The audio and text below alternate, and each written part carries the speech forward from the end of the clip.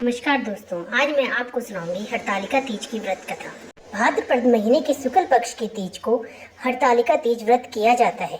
इसमें भगवान शिव और माता पार्वती की पूजा अर्चना की जाती है।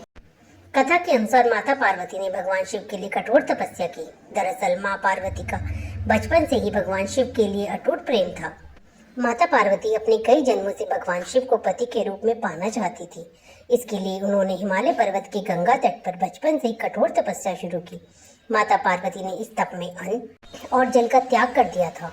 खाने में वे मात्र सूखे पत्ते चबाया करती थी। माता पार्वती की ऐसी हालत को देखकर उनके माता पिता बहुत दुखी हो गए थे। एक दिन वे ऋषि नारद विष्णु भगवान की तरफ से पार्वती जी के विवाह के लिए प्रस्ताव लेकर उनके पिता के पास गए। माता पार्वती के माता और पिता को उनके इस प्रस्ताव से बहुत खुशी हुई।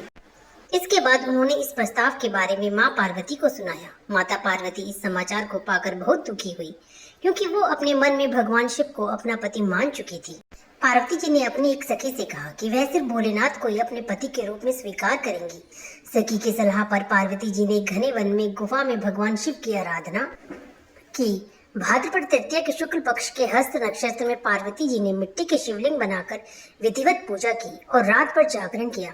पार्वती जी के तप से खुश होकर भगवान शिव ने माता पार्वती को पत्नी के रूप में स्वीकार कर लिया था। कहा जाता है, जिस कठोर तपस्या से माता पार्वती ने भगवान शिव को पाया, उसी तरह इस व्रत को करने वाली सभी महिलाओं के सुहाग की लंबी उम्र हो और उनका वैवाहिक जीवन खुशहाल रहे। माना जाता है कि जो इस व्रत को पूरे विधि विधान और श्रद्धा पूर्वक व्रत करते हैं, उन्हें इच्छा अनुसार वर की प्राप्ति होती है। हरतालिका तीज पर गोरा और शिव से अखंड सुहाग की कामना करनी चाहिए।